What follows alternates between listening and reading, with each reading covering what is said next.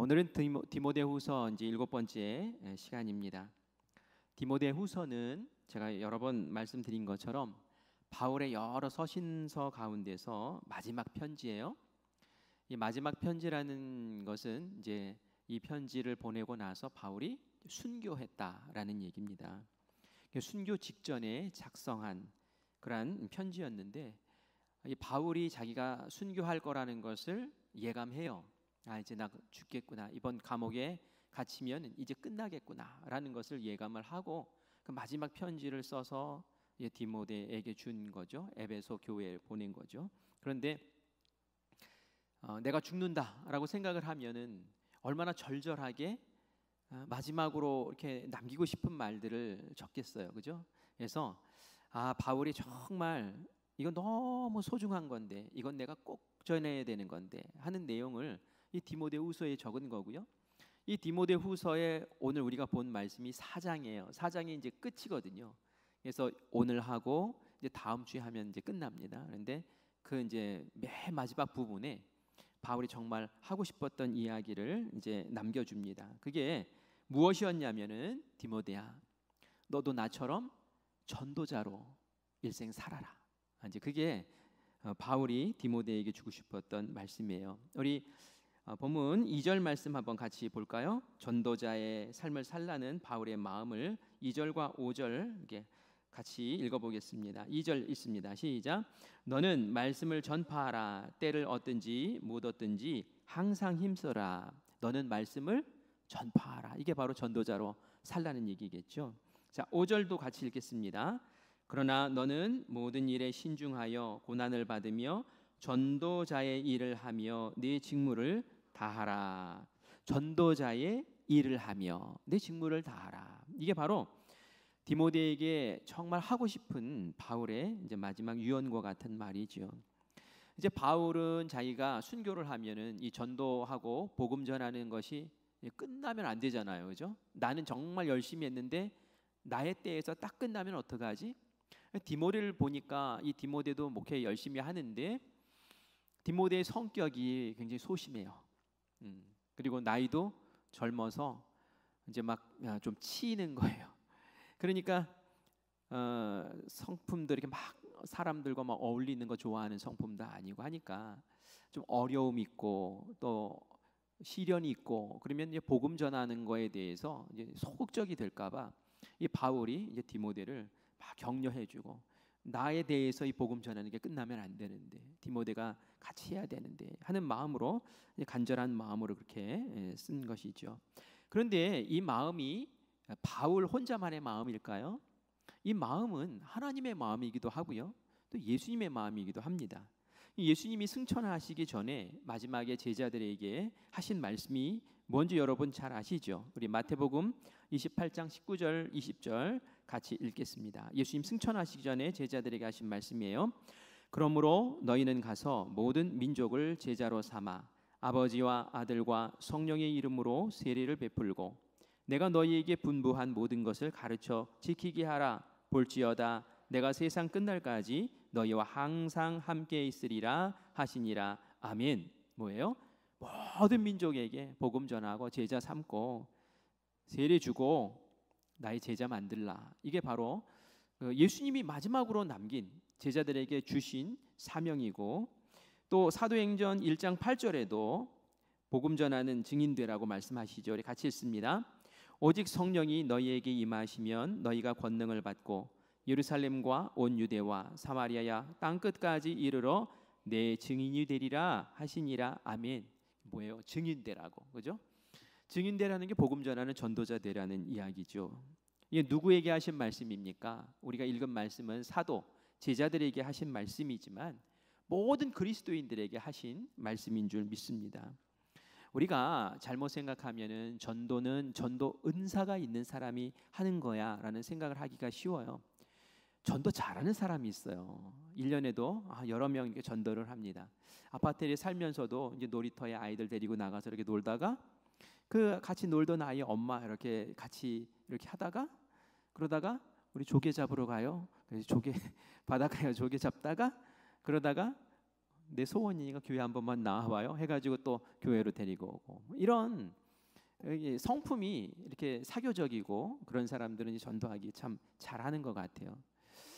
그리고 이렇게 사업장을 운영하다가 손님이 오셨을 때에 자기도 모르게 툭 말을 던지죠. 혹시 교회 다니세요? 하고 그래가지고 또 이렇게 전도하시는 분들도 계시고 그런데 이제 그런 사람들 보면 와 정말 전도의 은사가 있는 것 같아라고 얘기하면서 마치 이제 전도의 은사가 있는 사람만 그렇게 전도를 해야 될 것 같이 착각을 하는데 그렇지 않습니다. 예수님이 주신 이 말씀은 모든 사람에게 주신 말이야, 그죠? 우리는 모두 다 전도인이 돼야 되고 내가 받은 이 복음을 누구에겐가 전해야 될 사명이 있는 줄 믿습니다. 그래서 오늘 우리가 읽은 이 바울의 이 말씀이 디모데에게 준 말씀이다라고 생각만 하시면 안 되고 나에게 주시는 말씀이야. 바울이 예수님이 바울을 통해서 나에게 주시는 말씀이야라고 그렇게 이해하고 함께 받으시면서 오늘은 우리가 읽은 본문 말씀을 통해 전도자로서 복음 전할 때에 이 전도자는 어떤 자세를 가져야 할까라는 것을 우리 함께 생각하고 우리 전도인으로 다시 한번 마음을 세워나가는 시간이 되기를 바랍니다. 제가 연초에 우리 백가정 전도합시다 그렇게 말씀을 드렸고 여러분 어느 순간에 이제 여러분들이 마음에 작정한 분들 이름 이렇게 써내는 날이 있을 거예요 했는데 이제 곧 돌아옵니다. 9월에는 여러분들이 이제 이름도 적어내고 그래야 돼요. 여러분 마음에 작정한 사람들이 있습니까? 있는 사람 한번 손 들어보세요. 작정한 사람. 아직 없는 분이 이렇게 많단 말이에요. 오늘 작정하세요. 저도 미용실 제가 다니는 미용실이 있어요. 우리 김영 권사님 이사 가신 후에 어디 가야 될지 막막하더라고요. 그래서 저 삼거리에 있는 한 미용실에 이제 가서 머리를 깎았어요. 남자분이더라고요. 그래서 머리를 한 6개월, 7개월 거기서 맡기고 이렇게 깎았던 것 같아요. 그런데 이분을 전도하고 싶은 거예요. 제가 밖에 나가서 만나는 사람들이 없으니까 이분이라도 전도해야겠다라고 이제 마음을 지금 정하고 있는데 이름을 알아야 될 거 아니에요. 막 달라들면은 도망갈까봐 언제 기회를 볼까라고 했는데 이분이 먼저 얘기를 이렇게 하시는 거예요. 이제 얘기도 먼저 하시고 그래서 동해로 이사를 가신대요. 그래서 제가 동해로 갈게요. 우리 교회 오세요. 그리고 이제 말도 트고 명함까지 이제 받았어요. 전도해야겠다. 이분 꼭 내가 전도하고 만다. 이제 이런 마음을 가지고 지금 이제 있어요. 여러분도 꼭 정하셔야 되는데 이 전도인으로서의 마음이 참 중요해요. 내가 이런 마음으로 전도해야지. 그냥 가만히 있고 전도 되겠지. 전도 안 돼요. 내가 마음을 작정하고 이름도 정하고 사람도 정하고 이렇게 마음에 이렇게 열정이 있어야지 가능합니다. 오늘 이 전도자의 자세가 어떤지 한번 말씀을 통해서 우리 보도록 할게요. 바울이 전도자는 일해야 돼라고 가르칩니다. 우리 2절 말씀 같이 읽겠습니다. 시작. 너는 말씀을 전파하라. 때를 얻든지 못 얻든지 항상 힘쓰라. 범사의 오래 참음과 가르침으로 경책하며 경계하며 권하라. 아멘. 이 말씀 보니까 항상 힘쓰라 라고 나와요. 이 전도할 사람은 항상 힘써야 돼요. 전도를 하기 위해서 항상 힘써야 돼요. 이 항상 힘쓴다는 말은 간절함이 있어야 된다는 얘기예요. 그냥 전도할 사람 생기면 전도하고 말면 말고 이게 아니라 정말 때를 얻든지 못 얻든지 항상 힘써야 되는 거예요. 내가 전도 꼭 해야지 라고 이제 깨어서 이제 살펴봐야 된다라는 얘기입니다. 왜 그럴까요? 이 전도는 생사가 걸린 문제이기 때문에 그래요. 어떤 생사? 천국 가든지 지옥 가든지 이 생사가 걸린 문제잖아요. 영원한 생명을 얻든지 영원한 죽음에 처하든지 생사가 걸린 일이기 때문에 우리가 진심을 담고 최선을 다해서 간절한 마음으로 전도해야지. 때를 얻든지 못 얻든지 전도해야지 하는 그런 마음이 먼저 전도자의 마음에 있어야 된다는 얘기예요. 때를 얻든지 못 얻든지 이게 무슨 뜻일까요? 그냥 아무 때나 닥치는 대로 다 전도해야 된다 이런 말일까요? 그렇게 하면은 굉장히 무례하게 느껴질 때가 있어요. 제가 사진 하나 보여드릴게요. 저런 사람 혹시 본 적? 사진이 안 나오네. 아, 예, 보이네요. 예. 사진 저런 사람 보신 적 있습니까? 이제 서울 명동 가면은 저런 분 볼 수 있고요. 서울역에서도 봤던 것 같고, 저렇게 뭐 이렇게 플랜카드를 등에다 치고, 그리고 위에 보면 확성기가 하나 달려 있어요. 거기다 대고 예수 천당 불신지옥 외치면서 막 다니는 분이 있어요. 이런 거 보면 여러분 어떠세요? 우와, 잘한다 이렇게 씁니까? 아니면 왜 저래? 어느 쪽에 여러분들은 감정이 더 가십니까? 저도 저런 모습을 보면서 두 가지 마음이 이제 생기더라고요. 하나는 사람들이 얼마나 마음이 불편할까. 내가 교회 다니는 사람인데도, 내가 목사인데도 나도 마음이 이렇게 불편하지? 그런데 믿지 않는 사람들은 얼마나 불편할까? 어떤 사람들은 기독교인들은 왜 이렇게 무례하지? 막 이렇게 생각하는 거 아닐까? 오히려 저게 교회를 욕먹이는 거 아닐까? 교회가 너무 품격 없다라고 그렇게 이미지가 평가되는 것 아닐까? 이런 마음의 그런 불편함이 있더라고요. 그런데 또 다른 마음, 제 마음 가운데 또 그런 마음도 들어요. 야, 저 사람은 어떻게 저렇게 열정적으로 하지?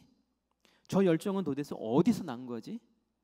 나는 1년에 교회 다녀보세요 하고 말 한마디 제대로 하지 못하는데 저 사람은 어떻게 하루 종일 저렇게 예수 믿으라고, 예수 안 믿으면 지옥 간다고 그렇게 목숨 걸고 저렇게 하지? 이런 마음이 든단 말이에요. 그렇죠? 우리가 방법에 대해서는 저도 이렇게 뭐 찬성하는 건 아니에요. 저런 거 보면은 막 그냥 욕들도 하고 그러더라고요. 교회 다니는 사람조차도 왜 저렇게까지 하나 뭐 이런 얘기는 하는데, 저 사람의 마음에 있는 그 열정은 우리가 좀 본받아야 되지 않을까 하는 생각은 가져요. 그렇지만 우리가 때를 얻든지 못 얻든지 이걸 좀 잘 이해할 필요가 있어요. 때를 얻든지 못 얻든지는 누구에게 해당되는 말이냐면 전도 받는 사람이 아니라 전도하는 사람을 향한 바울의 권면이에요. 전도를 당연히 해야 될 사람인데 나는 바빠서 못해, 나는 뭐 힘들어서 못해, 나는 용기가 없어서 못해, 이거 하지 말라는 얘기예요. 전도자는 때를 얻든지 못 얻든지 이게 뭡니까?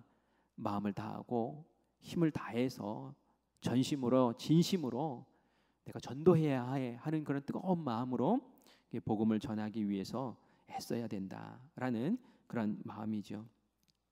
그래서 우리가 전도할 때 무례한 방법으로 하면 안 됩니다. 그죠? 막 바빠 죽겠다 막 이러는 사람 붙잡아 놓고 이렇게 하면은 그게 전도가 되겠어요? 아니면 마음만 상해가지고 교회 다니나 봐라 막 이러면서 그러죠.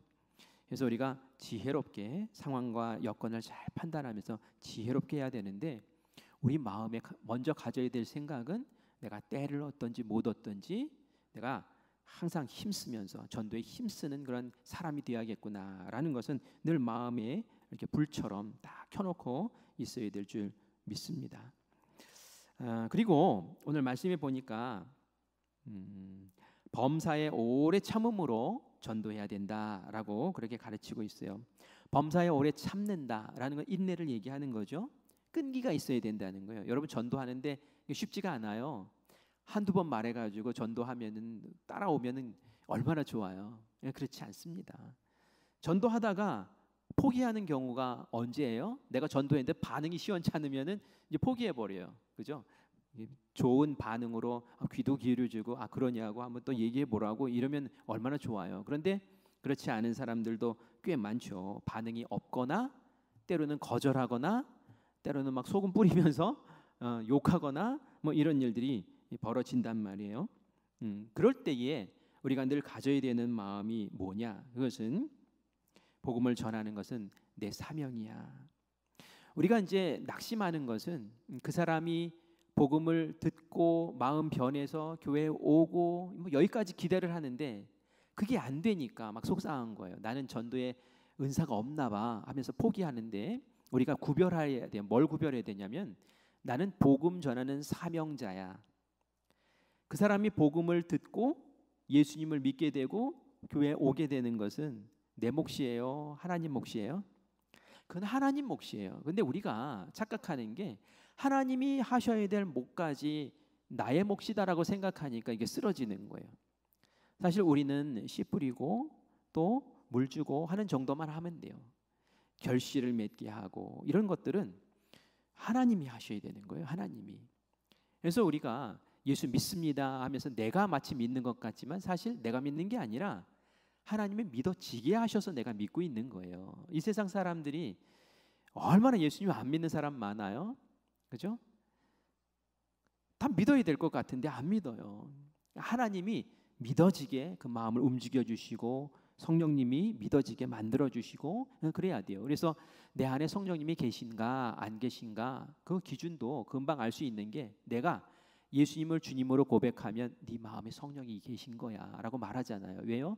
성령님이 나로 믿게 만들어 주셨으니까. 그래서 좌절하고 포기할 게 아니라 아 그렇구나, 나는 때를 얻든지 못 얻든지 항상 복음을 씨 뿌리는 것만 열심히 하면 되는구나. 그러면 그 10명 중에 한 명 딱 하나님께서 준비시켜 놨다가 얘는 때가 됐어 하고 믿어, 넌 믿어 하고 마음을 움직여 주시고 돌아오게 하시는 날이 분명히 있을 거란 말이죠. 그걸 기대하면서 포기하지 말라는 거예요. 그래서 인내가 필요하다라고 그렇게 우리에게 가르치고 있는 거죠. 복음을 전하는 사람에게는 또 지혜도 있어야 됩니다. 우리 2절 말씀 읽었는데요. 2절 말씀에 보면 가르침으로 경책하며 경계하며 권하라라고 그렇게 말씀하고 있어요. 경책한다는 것은 책망한다는 얘기예요. 책망. 권한다는 얘기는 잘 권해서 격려하고 위로해 주는 걸 얘기를 해요. 그리고 논증, 경책하는 것은 논증하는 거, 논증하는 것, 논증하는 거는 뭐냐면은 우리가 복음 전하다 보면은 어떤 사람은 이게 이해가 돼야지 믿으려고 하는 사람이 있어요. 이 십자가에 달리는 게 그게 무슨 의미인데 그것 좀 설명 좀 해줘봐. 덮어놓고 믿으려고 하지 않아요? 그 사람은 뭔가 이해가 돼야지 이렇게 믿으려고 하는 사람이 있어요. 그 사람에게는 논증을 해줘야 돼요. 논증을 복음을 전할 때 논증을 해주면서 이 복음을 전해줘야 되는 거예요. 이게 논증이지 논쟁 아닙니다. 이 복음 전하다가 논쟁에서 싸움 벌어지면은 딱 닫는 게 나아요. 논쟁에서 내가 이겼다고 쳐봐요. 그 사람 교회 나올까요? 안 나와요. 기분 나빠서 안 나와요. 졌잖아요, 논쟁에서. 그러니까 논쟁은 벌일 필요가 없어요. 하지만 그 사람이 이해할 수 있도록 단계 밟아서 논증해 주는 건 참 중요해요. 그리고 어떤 사람은 죄에 빠져서 허덕이는 사람이 있어요. 우리 주변에도 죄에 빠져서 허덕이는 사람들이 보인단 말이에요. 그럴 때는 말씀으로 경책해 주는 거예요. 경책.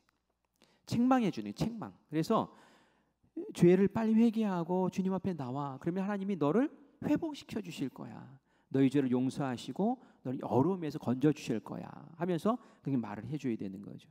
또 어떤 사람은 위기를 만나고 어려움 만나가지고 낙심하고 두려워하고 시달리고 막 헤매고 이런 사람이 있어요. 이 사람들에게는 권해줘야 되는 거예요. 어떻게 해요? 위로하고 격려해주는 거죠. 하나님 함께하면은 네가 이 어려움을 극복하고 나올 수 있어 하면서. 그래서 같은 말씀이지만 지혜롭게 해야 된다는 거예요. 그 대상에 따라서 때로는 논증해 줄 필요도 있고 때로는 책망하면서 그 주위에서 빨리 빠져나오게 해주는 방법도 있고 때로는 격려하고 위로하면서 권하여서 하는 그런 지혜가 필요하다라는 말씀이에요. 그럼에도 불구하고 가장 중요한 건 뭡니까? 내 얘기하지 말고 예수님 얘기하셔야 돼요. 그죠? 복음을 전하셔야 된다는 거예요. 죄사함의 복음을 꼭 전해야 된다는 거죠. 이게 바울이 디모데에게 전도자는 이래야 돼 하면서 이게 전해주셨던 말씀이에요. 오늘 우리가 그 마음을 꼭 품기를 바랍니다. 제가 여러분들에게 전도할 사람 이름 이렇게 생각하신 분 계세요 할 때 네 하고 딱 손 드신 분도 계시지만 언제 누구 해야 되지? 이제 이렇게 하고 있으면은 아직 전도자의 마음이 아닌 거예요. 오늘 마음을 다시 추스려야 되는 거예요. 그래, 때를 얻든지 못 얻든지 그랬지. 내 주위에 누가 내가 복음을 전하고 살려내야 될 사람인가? 그죠? 그리고 내가 그 사람의 성향과 형편과 상황을 보니 요렇게 해야겠구나 라는 그런 마음으로 이렇게 우리 마음을 준비하고 복음을 또 전하는 우리가 되기를 간절히 바랍니다. 근데 복음을 전해야 되는데 이 마음이 좀 동기가 있어야 돼요. 그죠? 뭔가를 할 때 그냥 막 그리스도인이니까 책임입니다, 의무입니다 하면 너무 싫잖아요. 그죠? 동기부여가 돼야 되지 않습니까? 어떤 동기부여를 이 바울이 디모데에게 해주는지 보세요. 마음의 동기부여를 주기 위해서 디모데에게 바울은 이렇게 얘기를 해요. 예수님을 봐라. 예수님 생각하면 우리가 전도해야 돼라고 그렇게 말하는 거예요. 우리 1절 말씀을 같이 읽겠습니다. 시작.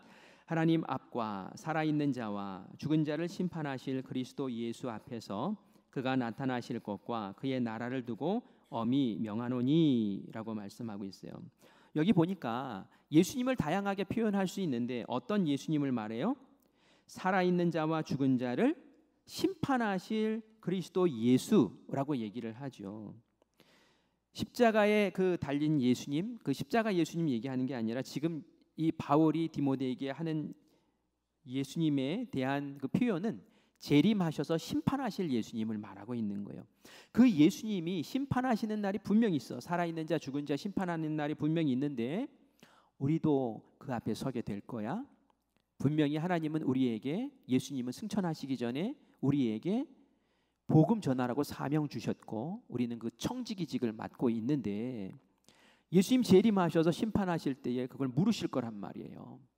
너 5달란트 맡겼는데 2달란트 맡겼는데 1달란트 맡겼는데 영혼 구원하라고 너에게 책임을 맡겼는데 결산하는 그때가 분명히 있을 텐데 그때 너 어떻게 할 거니? 라는 거예요. 여러분 분명히 그거 챙기십니다. 이 세상에서 하나님이 우리가 이 세상 살면서 한 일 가운데 가장 하나님이 기뻐하시고 마음 설레하실 게 뭐가 같아요? 우리가 빌딩을 한 10층짜리 빌딩을 가지고 있다가 왔다. 그러면 하나님 와, 너 잘했다. 막 박수 쳐 주실까요? 아니면 복권에 당첨이 돼서 세계 여행을 한 5년 동안 막 돌다가 그리고 천국에 왔어요. 그러면 하나님이 야, 너 세계 여행을 그렇게 했냐? 박수 쳐 줄까요? 아니에요. 제가 우리 아파트에 사는 한 어린 아이, 이 아이 전도했어요. 하나님 그거 기억하셔요. 왜요? 하나님 마음에는 영혼 구원한 마음, 한 영혼이라도 구원하는 그것을 가장 귀하게 쳐주는 그런 하나님의 마음이 있기 때문에 그렇죠. 지금 바울이 디모데가 있었던 그 시대 상황을 어떻게 얘기하냐면 3절과 같이 얘기를 해요. 우리 3절 같이 읽겠습니다. 때가 이르리니 사람이 바른 교훈을 받지 아니하며 귀가 가려워서 자기의 사욕을 따를 스승을 많이 두고 또 그 귀를 진리에서 돌이켜 허탄한 이야기를 따르리라 하고 말씀하세요. 때가 이르리니 이게 이제 종말의 때가 점점 다가오면은 어떤 일이 벌어지냐면은 바른 교훈을 사람들이 받지 않는데요. 귀가 가려워서 자기의 사욕을 따를 스승을 많이 찾는데요. 귀가 가렵다는 얘기는 뭐냐면은 귀가 근질근질하다는 얘기예요. 이게 무슨 얘기입니까? 진리의 말씀은 듣고 싶지 않고 뭔가 나의 마음을 솔깃하게 만들고 뭔가 흥미롭게 만들고 짜릿하게 만드는 그런 정보에만 자꾸 관심을 갖는다는 거예요. 그리고 내 사욕을 채울 만한 게 뭐가 있지? 그런 이야기거리가 어디 있지? 하고 거기에만 귀 기울이고 두루두루 그런 선생을, 그거 말을 해줄 선생을 찾는다는 거예요. 이런 사람들이 복음을 듣겠느냐는 거죠. 이런 데만 관심이 있는 이런 사람들은 둘째 사망, 지옥으로 갈 사람들이라는 거예요. 상황이 이렇기 때문에. 근데 지금 우리 상황이 지금 바울이 디모데에게 말하는 그런 상황과 비슷하지 않습니까? 복음 듣는 것보다 다른 얘기 듣는 것도 좋아하고 TV 이야기 듣는 거 좋아하고 유튜브 이야기 듣는 것도 좋아하고 다 이렇게 세상에 내 마음을 흥겹게 즐겁게 하는 데만 쏙 빠져 있는 이 세상에 복음 전할 사람이 필요한 거예요. 누가 전해요? 먼저 복음을 우리가 전해야 되는데 입 딱 다물고 있으면은 이런 세상 가운데서 다 그 마음 빼앗긴 사람들이 도대체 어디로 가겠느냐는 거예요. 그래서 우리가 이미 알고 있는 이 복음을 꼭 전해야지 그 사람들을 살릴 수 있어 하는 그런 동기를 우리에게 부여하는 거죠. 예수님 앞에 섰을 때에 한 영혼 구원한 사람이 인정받는 거야. 그것을 너희가 지금 살아있을 때 준비해야지 라고 디모데를 지금 또 격려하고, 또 이 세상이 복음을 듣지 않는 세상이기 때문에 복음을 전하는 사람이 반드시 있어야 된다라고 또 동기부여를 하죠. 그리고 이제 순교를 앞둔 바울이잖아요. 바울이 이제 전도자로서의 동기부여를 하는데 자기 자신을 보라고 얘기를 하면서 이제 동기부여를 합니다. 바울이 어떻게 해요? 우리 5절 말씀 같이 보겠습니다. 시작. 그러나 너는 모든 일에 신중하여 고난을 받으며 전도자의 일을 하며 네 직무를 다하라. 이렇게 말해요. 바울은 고난을 받으며 전도한 사람이죠. 고난을 받으며 전도의 직무를 잘 감당한 사람이죠. 그래서 본인은 예수님에게 전도자로 부름 받았을 때에 아멘 순종하고 그것을 평생의 업으로 생각하고 그렇게 살아왔어요. 바울은 복음을 그냥 내가 잘 보관해야지 라고 하면서 살지 않았어요. 바울은 어떻게 했어요? 나에게 주신 이 복음 잘 전해야지 여기까지 나아가야 된단 말이에요.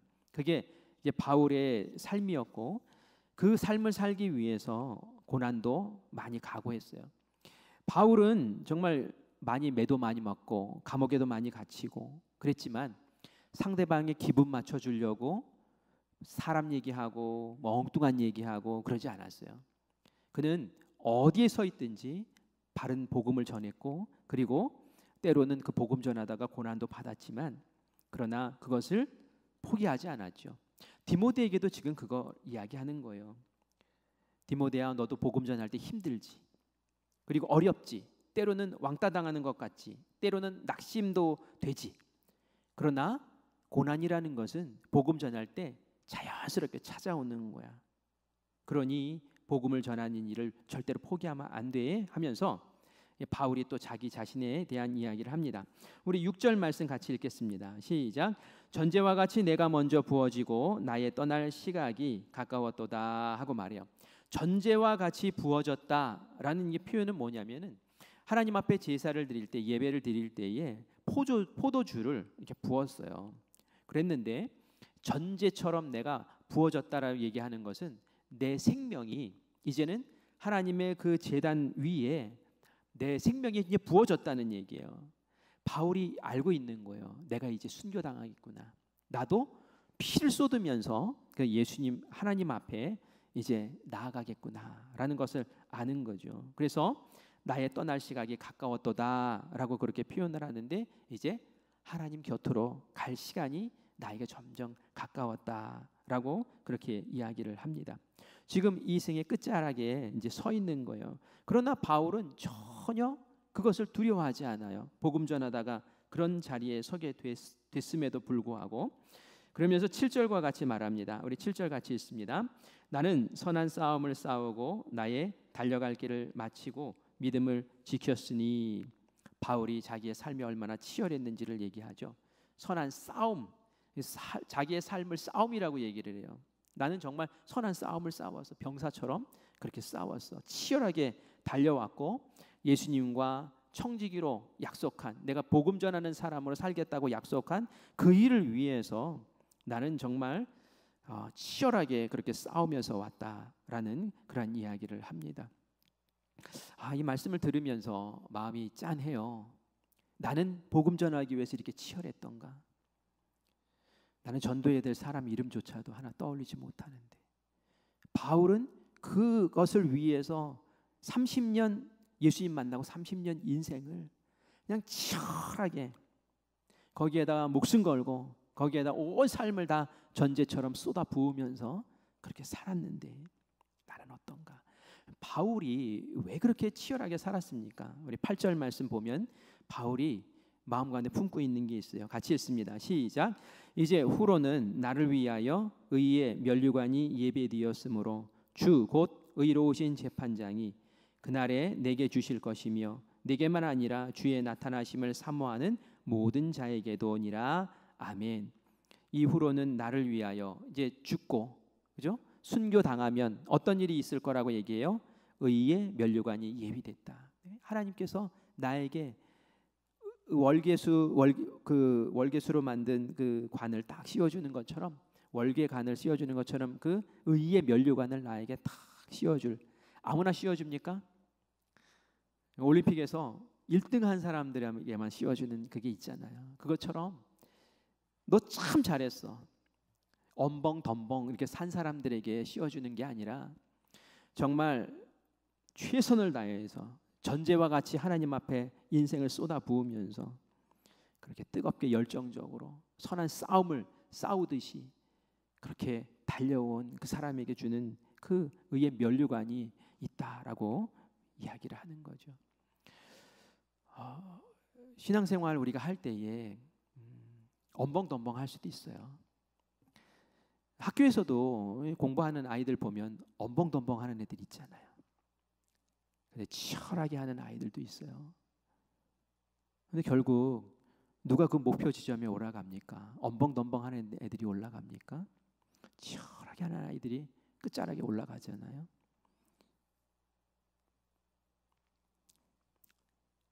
순교하는 자리까지 간 사람들, 요한계시록에 보면은 순교한 사람들에게 주시는 첫 번째 부활, 이 순교한 사람들, 예수님 위해서 목숨 건 사람들에게 첫 번째 부활에 참여하게 하시고 그들과 함께 하늘나라를 다스리시는 그런 내용이 나와요. 엄벙덤벙 산 사람들이 아니라 하나님 앞에 열정을 다하고 영혼 구원하기 위해서 하나님의 그 사명을 감당하기 위해서 그렇게 애쓰며 살았던 사람들에게 주시는 면류관이 있단 말이죠. 그것을 이 바울은 나는 그거 받을 자신이 있다는 거예요. 지금 디모데에게 얘기하는 거예요. 그러면서 디모데야, 너도 나를 봐라. 심판하실 예수님 봐라. 분명히 심판하실 거야. 전도했나 안 했나 그거 판단하실 거야. 그 세상을 봐라. 우리가 전하지 않으면 그냥 마음을 빼앗는 거기에 다 휩쓸려서 지옥에 갈 사람들 봐라. 복음 전할 수밖에 없지. 그리고 그것을 전했을 때 하나님 앞에 의의 면류관을 받을 그 자리를 생각해 봐라. 고난이라는 거 아무것도 아니야. 그걸 보면 하면서 이 바울이 디모데를 막 격려하는 거예요. 왜요? 이제 난 죽을 거니까, 곧 죽을 거니까. 그런데 이 전도의 바통을 이 뒷사람이 이제 앞사람이 이제 받아줘야 되는데 이 다음 세대가 받아줘야 되는 이 디모데가 마음이 소심하고 상황은 안 좋고 입 열면 복음 전하기가 까다롭고 사람들은 복음보다는 딴소리 듣고 싶어하고 막 이러니까 바울이 안타까운 거예요. 나 이제 곧 가는데 이 복음의 전도의 이 마라톤을 누가 또 이어줄까? 이건 너밖에 없어 하면서 지금 우리에게도 똑같이 말씀하시는 거예요. 너밖에 없어. 집사님밖에 없어요. 권사님밖에 없어요. 예수님 그런 말씀하실 거예요. 큰빛교회밖에 없어. 지금 큰빛교회밖에 너희들밖에 없어. 그러니까 너희들이 이 바톤을 이어받아서 후반기에 우리가 마음 가운데 백가정 전도하겠습니다 라고 했던 것처럼 기도만 하고 있지 말고 이제 마음을 쓰고 찾고 그리고 정말 그 열매들을 맺는 우리가 되어야 될 줄 믿습니다. 계시록에 보면 2장 10절에 이런 말씀이 있어요. 같이 읽습니다. 시작. 너는 장차 받을 고난을 두려워하지 말라.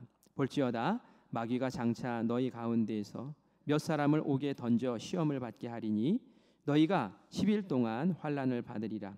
네가 죽도록 충성하라. 그리하면 내가 생명의 관을 내게 주리라. 아멘.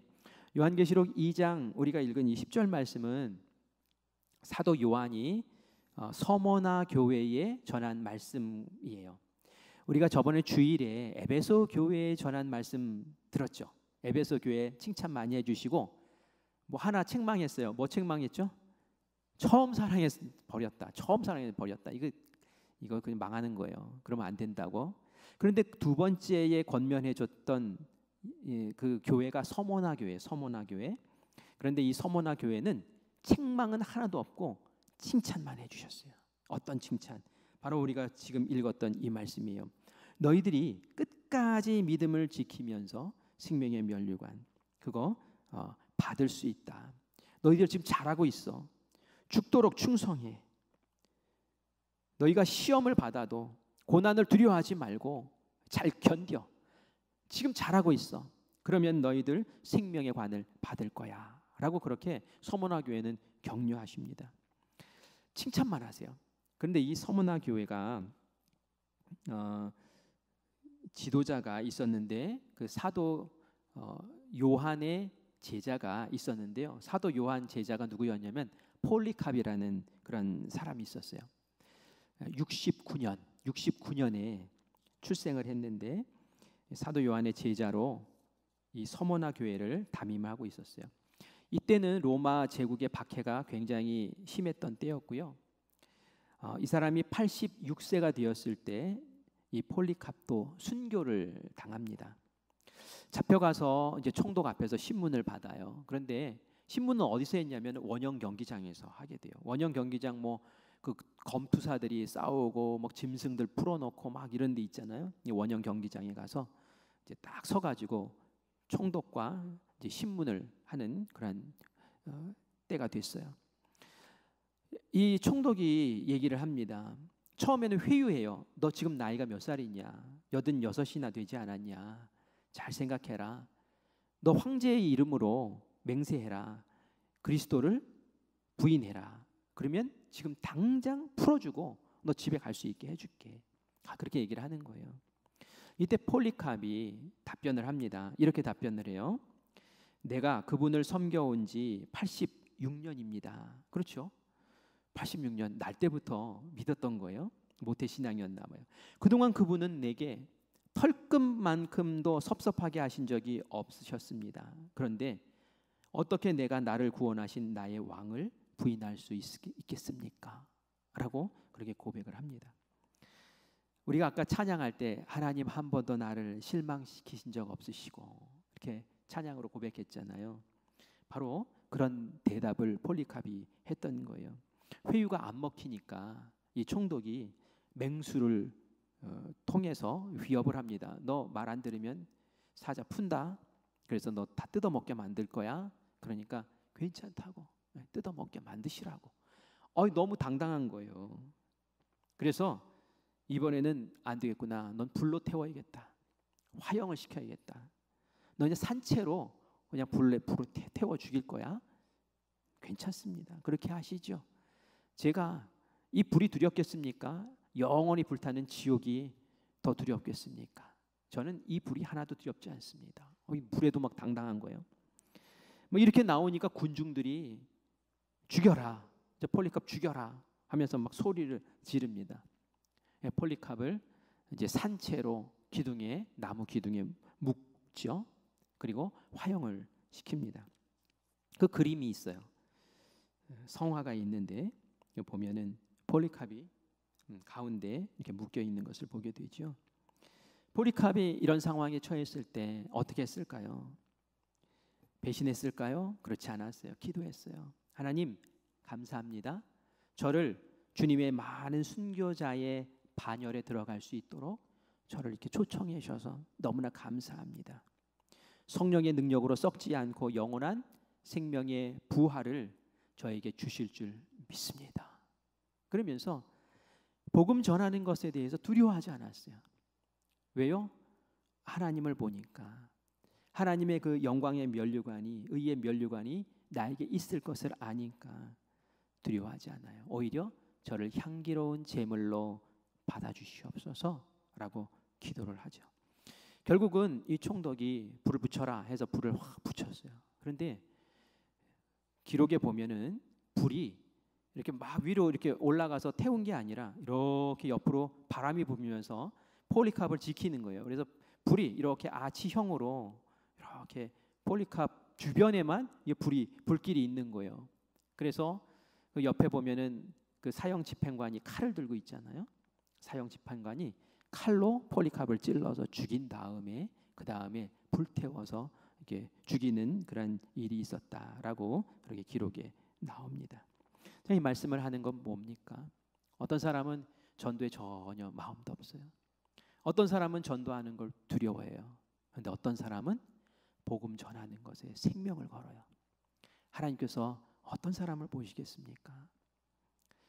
오늘 이 시간 우리가 하나님, 저는 하나님이 가장 기뻐하시는 한 영혼 구원하는 것에 제 마음 두겠습니다. 그리고 내가 신앙생활하는 이 큰빛교회가 그런 교회 됐으면 참 좋겠습니다. 그리고 그 일을 하는 사람이 바로 저였으면 너무 좋겠습니다. 그래서 올해에 우리가 한 해가 가기 전에 꼭 영혼 구원해서 하나님께 여기 있어요. 하나님, 이 사람이 저의 영광의 면류관입니다 하면서 주님 앞에 감사하며 한 해를 아름답게 열매 맺는 우리 모두가 되기를 간절히 축원합니다. 아멘. 이제 9월에 여러분들에게 전도할 사람 이름 적어내세요 하고 이제 나눠 드릴 때 주세요. 그냥 하세요. 저도 그분 이름도 모르겠고 어디 사는지도 모르겠고, 그런데 자기 이사 간다고 그러면서 저한테 명함을 주더라고요. 그래서 이름도 알게 됐고 주소도 알게 됐어요. 그리고 말도 하게 됐고, 제가 공을 드리려고요. 여러분들도 마음에 작정하시고, 그래 나도 이 사람 꼭 복음 전해서 나처럼 구원받게 만들어야지 하는 그런 소망으로 다시 일어서는 우리가 되기를 간절히 바랍니다. 하나님이 복 주실 줄 믿습니다.